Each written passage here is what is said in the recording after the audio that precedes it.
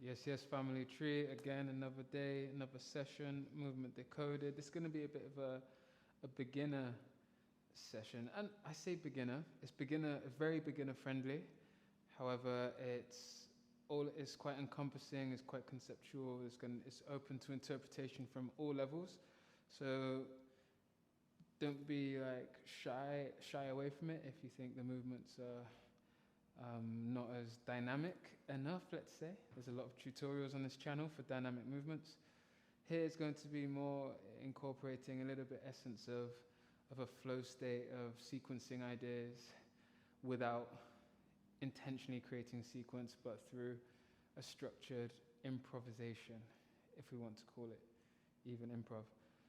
Just, we'll have a little bit of fun with it, but it's going to be very beginner friendly to appreciate the different dynamics and intensities that can show up within our soft acrobatic practice, and have fun with it and see where it can create happy accidents.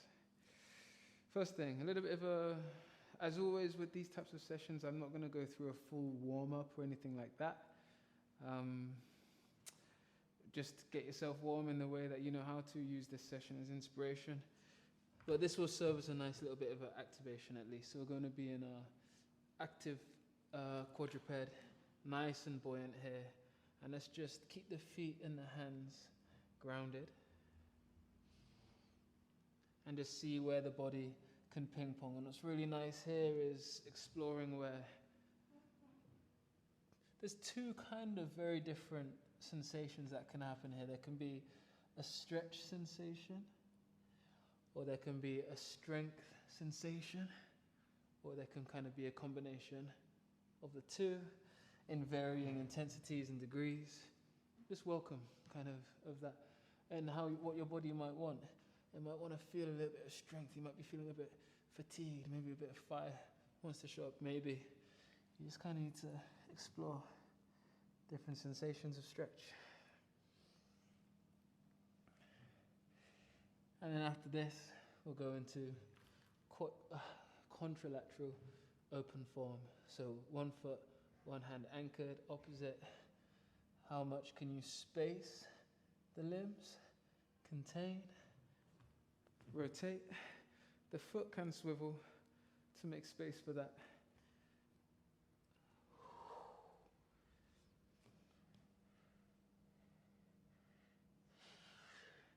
And other side. So about 20 seconds.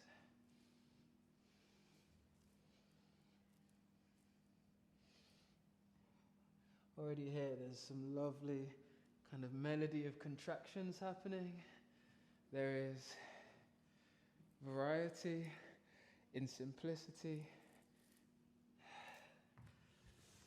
because sometimes when it can come to locomotive patterns, there's a little bit of this cookie cutter rhetoric now, with so much being accessible and shared online, that it is like lovely. It's cool, it's very, very useful. But where's the substance? Where's the sincerity in how your body's feeling and moving? That kind of just opens us up into that. So we'll kind of take that away. Now, exploring how we can transition contralaterally, opposite limbs, also ipsilateral. And again, remember, this is just kind of a warm-up, so it's nice and simple.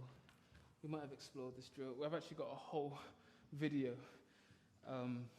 kind of just exploring this tact. But where can we space, contain, lift high through the hips and low through the hips, and to see all the different mediums we can explore. Different pace, containing, hips high, hips low, spacing through the limbs, and you'll find you'll get quite warm and dynamic. And what's really nice is you might naturally just fall into a warm-up that your body might need for that day, instead of something being prescribed all the time. I like to start with various exercises like this that kind of naturally lead me into a certain curiosity within my movement practice, a certain direction. Maybe then I start to want to open up into back bends. Maybe I need to get in my hamstrings. Maybe I just want to incorporate flow. Maybe there's one drill I want to do. This type of stuff can be really good to kind of, if you feel a bit despondent at the start of a session. Let's bring some context and form to this. So layer one, it's going to be a movement. I want to say, I don't want to make up names and stuff. I want to say it's called Pretzel. I'm just going to do my typical thing where I literally get paranoid, self-sabotage. I am recording. Yes. I always think I haven't pressed record. I will go through Pretzel motion here. So we'll break it down. We're going to be in a kneeling position, toes tucked to start with. And we're going to just feel this little illusion sweep. As I lean to, I'll mirror you guys. So as I lean to the right side, the left leg comes out. It draws a semicircle all the way up front. When it passes 12 o'clock, I switch sides, and then the leg bends, and I just lift up the right knee enough for the foot to sweep back through, and I come back. I'll find the other side.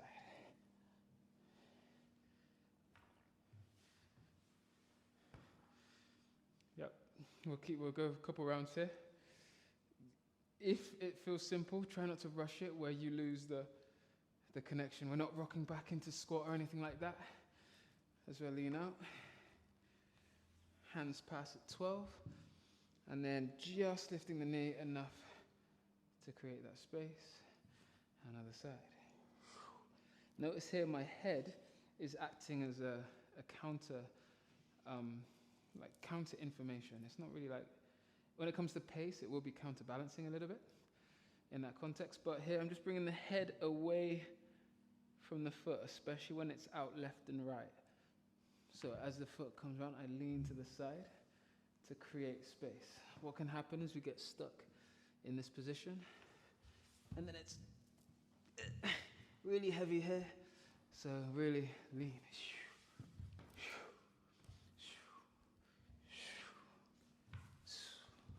Like so. That's kind of the illusion sweep. Let's break down the whole pretzel. I'm going to be in a kind of that quadruped position, but feet are wide like a triangle base. We'll take the right leg, place it to the middle. Not quite in between the hands, but nice where it's just underneath your center of mass, where you feel really stable. From here, I'm going to pivot on that right ball of the foot and face all the way the other direction. So we do a full 180. So again, we'll do the same side. We'll just rep the same side until we do full loop. Right leg, center, nice and strong base. Pivot on the ball of the foot, all the way into Negativa. From Negativa here, this left shin comes down to the ground. This now becomes that knee we kind of based on in that sweep. So now this back leg sweeps all the way.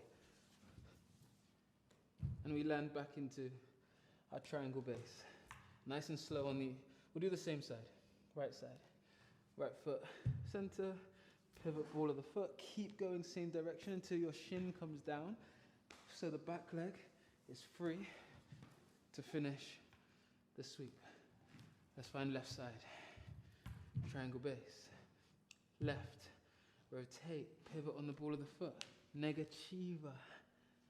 Right shin comes down to create the space. It's lovely that. We'll do one more on that left side to even it out. And then we'll go in some nuances. Step, rotate, shin down, keep the sweep, just under and back up. Some things, this is borrowed from breaking.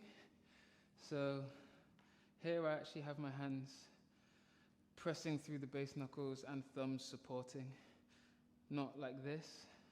you can do when you get comfortable. Here is fine. It's just a little bit clumsy when it comes to the dexterity of how the body's moving, especially in braking context. This offers a little bit more fluidity. Flat hands offers a bit more stability, so you have to pick and choose as you want. So the full motion in flow, I'll go through one slow, and then I'll demonstrate a few. And one full loop, so I'll do one on each leg.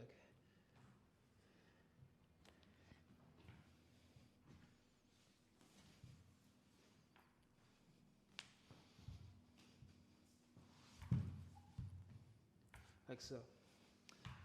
That's going to be one context that we will incorporate within the nucleus of kind of that open form research, the bear crawl, spider transitions. Have fun breaking down this pretzel. You can rewind me and replay and loop. And see now where you feel comfortable with that. Incorporate it with the locomotion.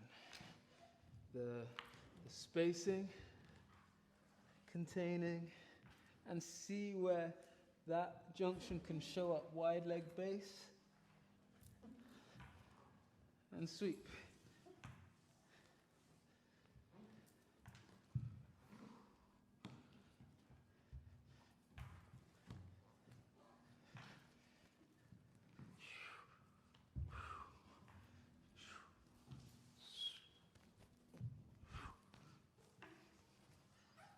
Like so. See how it fits in transitionally. Really nice. Research that a little bit. Next thing, let's get a bit more dynamic now. That one's very anchored, very grounding. We'll play with the macaco. Actually, here. This is nice. I'm going to dispel some myths. And I definitely believe this, but someone who kind of validated this opinion that I'd not really heard was Poncianino. He's a great capoeira mestre based in London. If you're in London, check out his classes. He was saying that like people can be really obsessed with this idea of macaco, be it this broad, broad context of that movement there, and everyone trying to find the same objective goal of the same move, but the macaco is imbued into the quality of your movement, the character, like how it can show up there. Wow. And that's it. That's the art. That's the magic and the meaning and the stuff and the substance within like the dialogue of movement. Not us.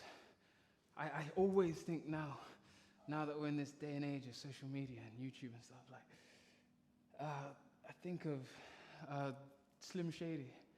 Would a real Slim Shady please stand up? Like, he was talking about this stuff then. It's been happening. This, like, homogenized layer of movement where people are now consuming and seeing and comparing so much externally that we're not even actually speaking anymore with our body, even though some of us are being even more intrigued by movement. But from what lens? So I digress there. Quite passionate about that. Make it yours. Macaco is the monkey. You're embodying the monkey. And in capoeira context, it can show up in such subtle, beautiful ways. And then you make space for different fonts, different accents, different way of dialogue with different people. There's more emotionality, then there's more connection. So we're going to explore macaco in that context, and it's going to be from squat position on the balls of the feet. We choose a hand. Hello? So I'm just filming a second. That's all right. We choose a hand. We're going to windmill it all the way back. Plant it down so the fingers are facing towards the midline a bit, thumb facing back, and then we pop from the shape from the hips. The second arm can instigate a little hop. and we, again, the opposite hand, we wind, other hand follows, and we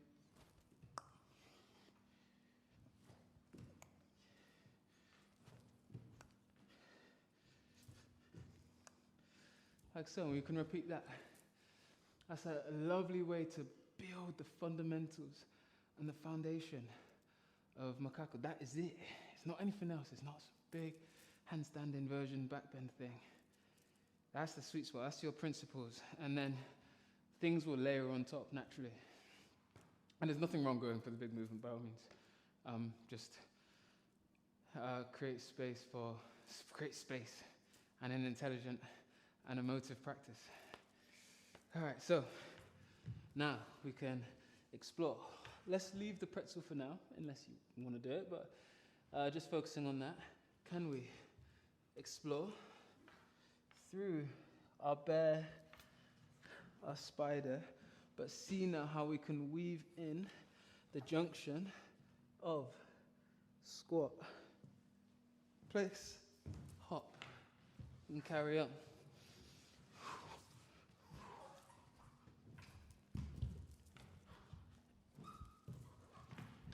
And then there's nothing wrong with going over a little bit.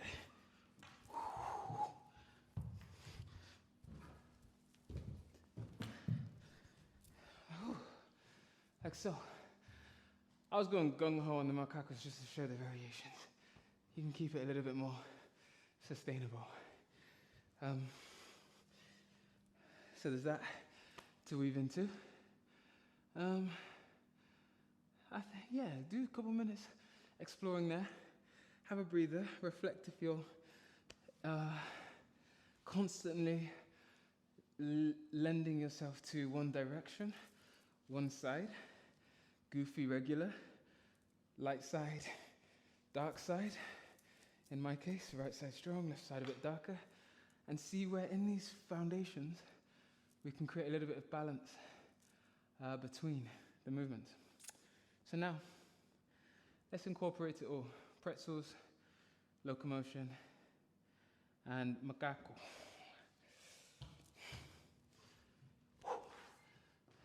Nice and really, really open research.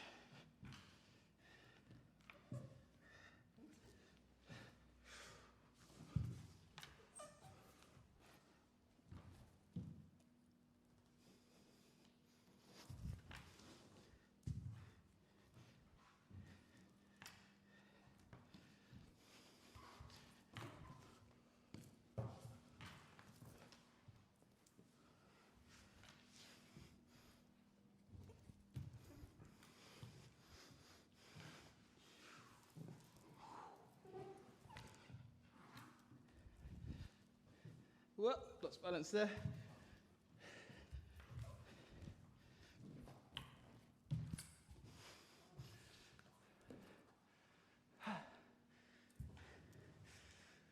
That was a little example, and it's funny how just picking those 3 layers then, it all of a sudden became I'm out of breath now, but it actually felt sustainable, and I could have gone a bit longer, for sure.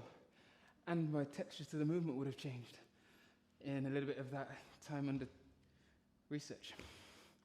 And then what spontaneously happened is at some point a variation flowed from the container of the objective task of pretzel, locomotion, macaco, and then where they bled together, I caught myself off guard with how my body went to the ground there.